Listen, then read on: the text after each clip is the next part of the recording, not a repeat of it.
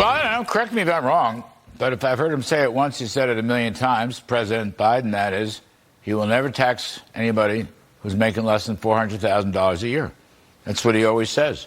The trouble is we have spreadsheets that show exactly the opposite, that 111 million Americans making less than $400,000 a year. That, according to the left of center Brookings Tax Policy Center. So let's bring in our tax guru, the chair of the Ways and Means Committee, Congressman Jason Smith from the great state of Missouri. Jason, I would have to say, it pains me to say, that Joe Biden speaks with forked tongue on this subject. What do you think?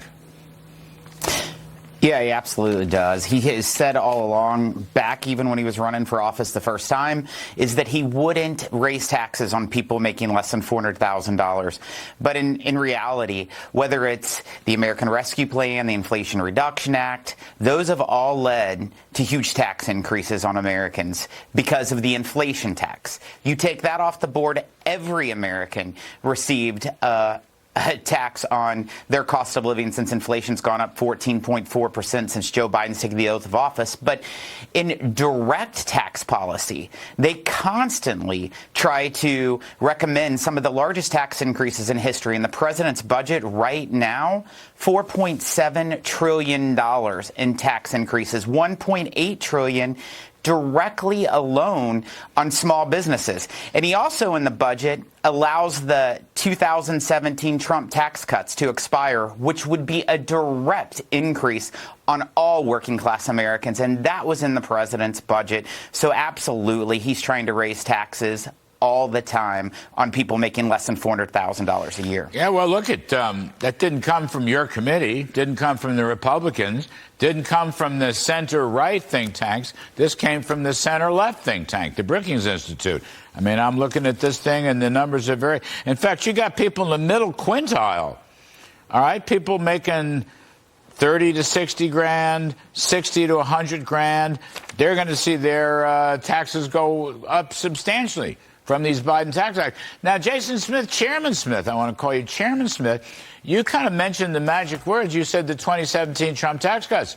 So we got H.R. 1, and you and I are going to talk about workfare in a minute, but how about extending them into the future or permanently or building on them and maybe a two-tiered flat tax? What can you tell us there? You know, growth and prosperity agenda, Jason Smith, growth and prosperity. Larry, I'll tell you right now, the House Republicans are committed to help make this economy grow. Joe Biden, every policy decision that he has made has only hurt our economy, and we are right now looking at the tax provisions that can only help working-class Americans, small business, and family farmers. And that entails looking at numerous provisions of the Trump tax cuts that have started to expire, that have expired, that's starting to phase out.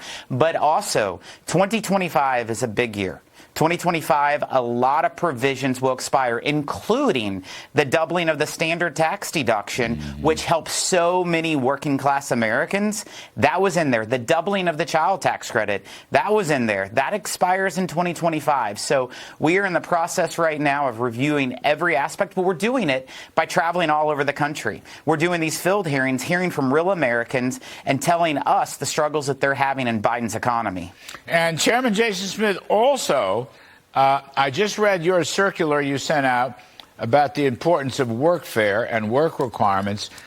You know, that's one of my pet topics. I was thrilled that Kevin McCarthy put it in his budget deficit ceiling letter to President Biden.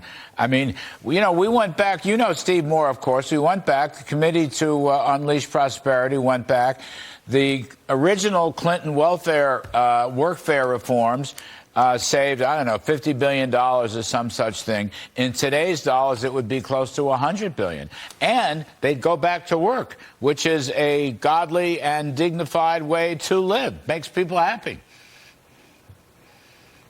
You know, Larry, this is very personal to me. I grew up in a working class family, lived most of my childhood in a single wide trailer, and then we upgraded to a double wide.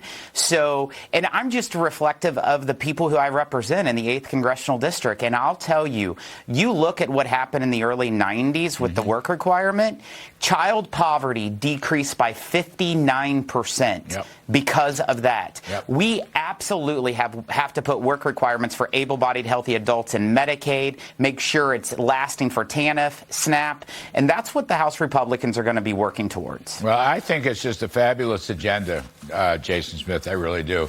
And you're the New Ways and Means chair. It's a really important spot. So wish you all the luck in the world, and we will hopefully stay in touch. Thanks for coming back on. All right, take care now.